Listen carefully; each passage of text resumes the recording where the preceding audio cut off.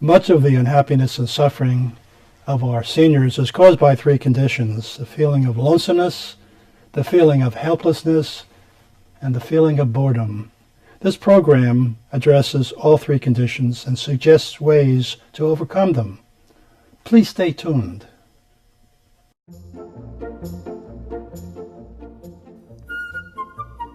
Welcome to The Better Part, a program that encompasses a diverse spectrum of topics important to our community, which we hope will both inform and entertain you. We invite you to sit back and enjoy the program.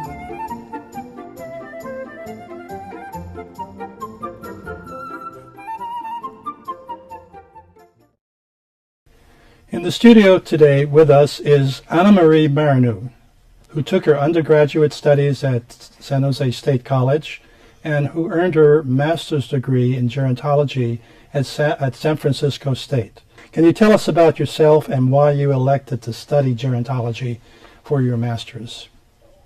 Certainly. Well, I will start by answering a commonly reoccurring question, which is where does my accent come from? I am originally from Romania and moved to the Bay Area a couple of years ago with my family. Mm-hmm. And coming from a European culture, we had a slightly different perspective on aging and culture in general, compared to the U.S. in the sense that back in Europe, the seniors are viewed as heads of the household, and they're very well respected. Mm-hmm. And what did you find when you came to the United States?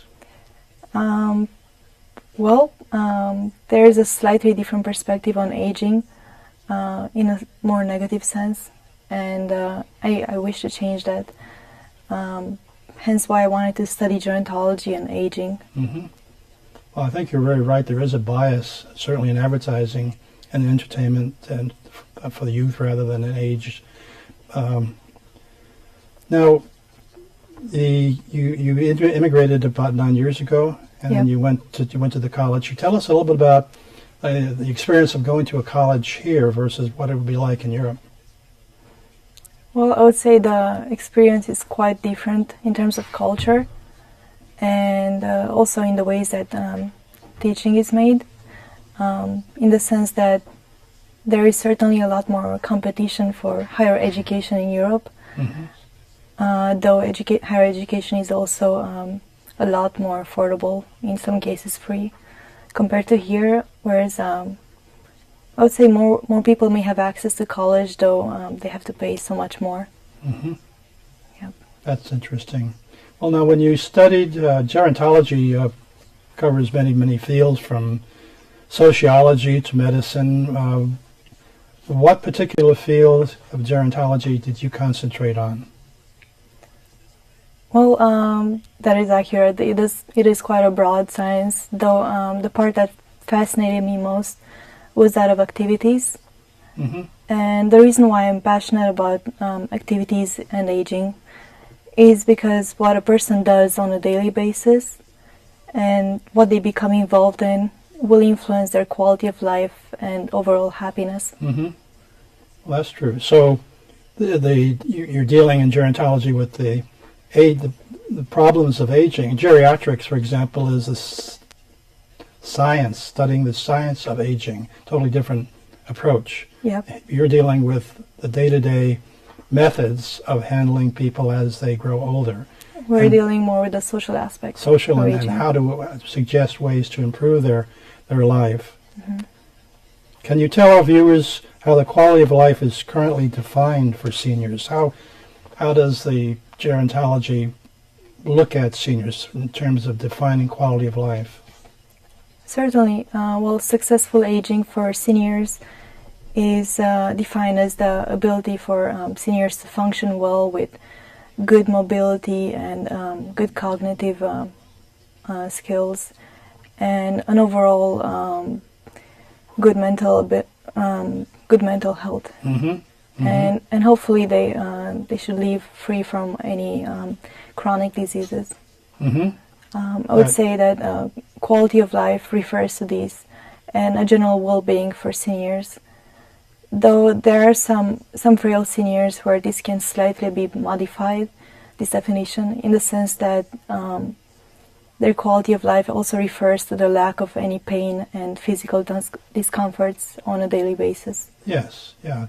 I think when you talk about mobility, somewhere in the literature I was reading, maybe it was in your thesis, that they recommend every person who is growing old should try to do 10,000 steps a day. And so, having read it, I've been trying to count steps in and around my house or if I go out for a walk. That seems like a reasonable approach to improve mobility. That is accurate. Maintaining physical activities on a regular basis can certainly ensure good physical health. Yeah, now in terms of maintaining good cognitive skills, what would you recommend persons my age to become involved with? Certainly. Well, here in the Bay Area, there are quite a few local book clubs available for seniors and actually other residents as well. And these ones are mostly free of charge. Some local senior centers offer book clubs for their seniors as well, and that is one way. Though there are some other options as well, such as joining perhaps a local art class. That's interesting, joining an art class. Yep. Just And, the idea of trying to recreate a product, a painting or a sculpture, is remarkable. Yes, and I know many seniors have not had the chance to express themselves through art in their lives because they have worked so hard. That's true. Though in their retiring age, they might have a little bit more time for that and accessibility. Yes, and I do. Our local senior center in Cupertino has art classes. There's a modest fee for the teachers, but I enjoy looking at the paintings that are put up in the senior center that are done by these students. They're quite good. It is Now, amazing. as far as mental health goes, of course, Alzheimer's is the big if in a lot of people's lives today, maintaining mental health. Can you talk about that in terms of gerontology? Yes, whereas some diseases such as Alzheimer's and dementia cannot be avoided, they can certainly be slowed down by maintaining regular social contact with family members and the community. And there are some other ways for those passionate about Sudoku and so forth, chess. Yes. Yep. I know a lot of research is being done, but as we grow old, as I grow old, that's one of my concerns about my ability to function mentally. And one of the things I've learned in working in programs like this helps. That's very good. It's a challenge. Yep. The other thing that gerontology gets involved with in dealing with aging is the subject of self-worth. A lot of people, as they grow old, because they're losing their position in society, in their profession, let's say, even sometimes within their family, they develop a loss of self-worth. Can you talk about that? Certainly. Through my studies, I found that in the U.S., individuality is very important. And especially for seniors, as they age, they may lose some of their independence as they have to face long-term care environments. And I would say that in this case, giving the power to choose for seniors is very important. In terms of choosing what they do, choosing what they eat, and so forth. Yes. I mean, as soon as you mention long-term care, and that always brings up the choices. You long-term care in your own home, long-term care in an institution, an assisted living building, for example. Can you talk about the difference between long-term care as it used to be and as it's moving into a new type of method? Certainly. Long-term care, I remember reading some studies showing that the early 60s and so forth, it used to be a place that nobody wanted to go to. For example, nursing homes were just horrible places. And yet times have changed. And nowadays there are many different models of care available. Some of them involved alternative methods of care. and this all tend to benefit seniors as they are such a diverse population. Yes, that's certainly, I guess in Europe and Romania, for example, the population is very much all the same. For example, Japan. Here in the United States, it's a broad mixture, not only of the kinds of people, but the kinds of cultures. And a person of Spanish heritage might treat long-term care totally different than a person, say, of my heritage, Irish. I know in the Philippines, for example, when a person goes into a hospital, a relative actually goes and stays in the hospital in the same room and sleeps with the person until they get well and leave. So culture is a big factor there. What are some of the actions seniors can personally take to improve their own quality of life? For example, food intake. Oh, certainly. In terms of food intake, I would recommend for seniors to maintain a balanced diet. Mm-hmm. Now, we all have things that we love, and in some cases they may not be healthy. Mm-hmm. Maintaining a balanced diet is important, and for some seniors, such as those who face diabetes, or for senior women, for example, it is important to have additional things to their diet, such as added calcium and so forth. Mm-hmm.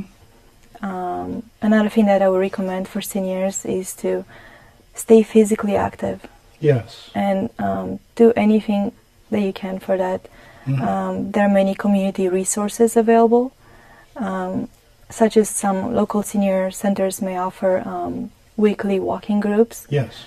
And that is also an extraordinary chance to socialize with other fellow seniors. Yes, yes. No one expects you to go and climb Mount Everest, but there are things you can do that will improve your quality of life and increase your mobility as you age. At our senior center, we have things like line dancing, Tai Chi, exercises. It's extraordinary what's available today that probably 25 years ago just didn't exist, because the population generally is realizing that they're going to be around a lot longer than they had thought. Social activities, as you mentioned, the book clubs, exercise classes, dancing classes, all of these things are pleasant ways to stay up and around and involved with the community and grow Stay old. connected. And grow old with your peers. People at these locations are probably roughly your same age, maybe even older, and they can serve as an inspiration to you. Well, can you tell our viewers how the quality of long-term care is currently defined for seniors? What are some of the actions seniors and others can take to improve their long-term care? Planning for in-home, etc., for institutional care, and ultimately maybe for hospice care. Talk about in-house care to begin with. In-home care? Well, certainly, as people grow older, they may need additional assistance in their homes. Mm-hmm. And it is very important when selecting an in-home care provider to carefully review them. And Yes. and nowadays, this can be done through Google as well. Sometimes there are reviews available from fellow elders. Mm-hmm. That is one way, or perhaps discussing with members of the local community to find out what is the most reliable home care provider. Mm-hmm. Those are some ways. Yeah, and I think even the government, the state and federal governments are starting to step in and recognizing that funds should be made available for people who are less fortunate, that maybe can't afford some of the requirements, particularly in institutional long-term care. It's very expensive. Certainly, there seems to be a trend for increased funding for home care, which is wonderful because many seniors prefer to live at home. Yes, and along those lines, I was reading, since I met you and got involved in the whole interesting subject of gerontology, I went on the internet and found out about a thing called the Greenhouse Project. Oh, yes. You're familiar with that? Mm-hmm. And that's where I first saw Dr. Bill Thomas's name. He was apparently a physician at a Greenhouse Project. And talk about the Greenhouse. The Greenhouse model is one of my favorite models of nursing home care. And it's certainly different than others in the sense that a typical nursing home may have 100 patients or more. and it is difficult in such an institution to maintain individuality for seniors and to empower them through choice. Whereas in contrast, the greenhouse nursing home may have 10 to 12 patients only, and they have additional things such as a shared common room, Yes. and their own bathrooms and so forth. Yes, they have their own bedroom, their own bathroom, and then they share things like kitchens, living rooms, and then they have between 10 and 12 people that they socialize with, which is delightful. And someone is there to look in to see to their medical needs and ensure that they're following their medical regime, taking the right pills at the right time. It sounds to me like a delightful arrangement if you cannot live in your own home to go to a greenhouse project. And the other thing I ran across when I was looking at different things available is this PACE program. And let me read the definition of PACE. It's the Program of All-Inclusive Care for the Elderly, PACE. And it was created in the early 1970s, right here in the Bay Area, as I understand it, in Chinatown, by a Chinese lady doctor. And it gradually expanded out from San Francisco to other areas. And it provides an enormous amount of services. First of all, you have to be 55 years of age. You have to be certified by California that you need nursing home care. You're able to live safely in your own home at the time of enrollment. But once you meet the standards, the care for the chronic needs of older people, while providing them with the ability to live independently, they take care of a whole slew of services: physical therapy, respite care being the care given to people who are taking care of you. Give them a break, give them a few weeks off. Prescription drugs, social services, nutritional counseling, as you mentioned earlier, and a lot more. So it seems to me that PACE is a wonderful service. There are, as I understand right now, 4 locations in California: San Francisco, Sacramento, LA, and San Diego, where there are these facilities for elderly. On the other hand, the Greenhouse Project, there's only one location currently in California, and that's in Pomona. Yep. So hopefully there'll be more. Quite a ways from the Bay Area. Well, now I did mention briefly Dr. Bill Thomas. So let's talk about what new alternatives are available to improve the quality of life and the quality of long-term care. What's new above beyond PACE and Greenhouse Project? Well, as you were mentioning Dr. Bill Thomas, this reminds me about him that he actually founded the Eden Alternative of Care in the early 1990s. So what's special about the Eden Alternative of Care is that they offer a completely revolutionized model that empowers seniors and their caregivers. A completely revolutionary model.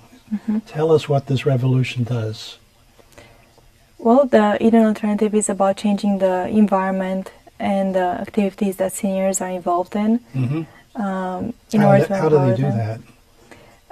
That will be through 3 main different ways. One is by introducing animal therapy for seniors and long-term care environments. Animal therapy is one way through which seniors get a chance to socialize with animals and each other, and also they have a chance to improve their physical well-being. For seniors who perhaps may be more sedentary, simply getting a pet is a chance to get up and take him for a walk. Right on. What's the other two? Another component of the Eden Alternative is plant therapy, and the way that plant therapy is recommended for seniors is through gardening as a regular activity that reinforces their general well-being. And the third component of the Eden Alternative was introducing intergenerational activities for seniors. And intergenerational activities refer to activities with the younger generations, in many cases with kids. such as tutoring, volunteering, art classes. They're done together. I understand there are even some long-term care institutions where they have established a daycare center That is correct. right in the building, so that the young children are there, brought there by their parents while they go off to work, and that the seniors who are able to can look in on the kids, mentor them perhaps, and so on. There are always problems, of course, when you get into dealing with an animal and a person. There are some countries you mentioned culturally. In Japan, they don't like to have animals come in for long-term care therapy because In some cases, the environment may also not allow it. Perhaps some Japanese long-term care facilities are simply too small to also carry pets. Yeah, and then the other thing with an animal, sometimes if they're kept in-house, someone on the staff has to take care of the animal, make sure it's in good health, and so on. It's an expense. But nonetheless, animals, I think, have been proven to be therapeutic in terms of whether you're old or not. They're lovely to have around. The turnover The staff turnover rate? in traditional long-term care establishments is quite high, about 50%. What have they found when they go to, like, for example, a greenhouse project or an Eden alternative? Tell us about the turnover that occurs. Certainly, studies show that turnover for staff rates is decreased. It does decrease. Yes, and that is due to staff satisfaction with new management changes. Studies show that changing the management so that caregivers and seniors are more empowered in their choice making is beneficial for everyone. Yeah, it's kind of like in management, taking and listening to the people down below, feeding up to the people in charge. The old-fashioned management in long-term care institutions was generally top-down. We know what to do. We know how to take care of your physical needs, your medical needs, so don't give us a hard time. Just follow the rules. This way it's more informal. The patient, the resident can feed to the caregiver can feed to the supervisor on up into the manager. And that makes it gives them, they're participating. They have control. May not be 100% control, but the resident is now part of the management of the long-term care facility. And part of their part of the care process in which they're involved. Yes, I think that's great. Well, what else can seniors do to improve the quality of life? And of course, what can they do in terms of looking out for their own long-term care? Well, early planning is crucial, and seniors can do so by starting to exercise early on and maintaining their ties to the community and family. I found that family is very important. Yes. And there are many ways of maintaining ties to even to family that moved away, such as through social media outlets. There's no question that the internet and email has helped families stay close together. Of course, in Europe, I'm thinking of families of 3 or 4 generations living in the same house, which is quite normal. In this country, the tendency is you get married, have children, then it's up and out. They go live in a very large geographical country, so that many times they're not anywhere near where the aged parent is, whether in their own home or in a greenhouse project or in some long-term care institution. So anything that can be done to bring them close and involved and stay in touch is important. Well, we're coming down to the end of the program, and I'd like to toss out a thought. They say it takes a village to raise a child. What do you think about payback? What do you think about the elder person saying, well, if it took a village to raise me, what is it that I can do in my elder life that I can pay back to the village? Have any thoughts on that? Certainly. Seniors should stay involved within the community as the means of benefiting themselves as well. Maintaining close ties to the community can be done through volunteering Yes. or tutoring and becoming involved. Mm-hmm. Certainly being a good neighbor. Yes, yes. Getting up, making your presence known, even offering to walk your neighbor's dog. Yep. If you need to do 10,000 steps a day, that's one of the ways to maintain good neighbor relations, have some animal therapy, and get your mobility up and running. Listen, Anna, I want to thank you so much for taking the time to come to the Better Part and participating in this program. And thank you for having me. And I wish you a very long life and a successful life in your career in gerontology. I've enjoyed meeting with you and discussing this subject. Likewise. The census of 2010 in the United States found that there were 53,364 people who were over 100 years of age. That's quite remarkable. But the prediction is that in 2050, there will be 600,000 people in the United States, 100 or over 100. Now, 2050 is only 37 years away from 2013, the year we're taping. So there's probably people viewing this program who will possibly be in that group of seniors who are 100 or over. I'd like to leave you with a thought.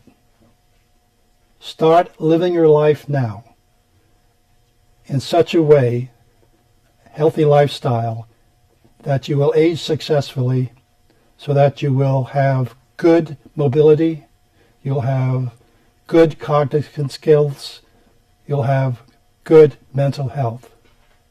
I hope you've enjoyed today's shows. We're looking forward to seeing you next week, same time, same channel. Until then, goodbye.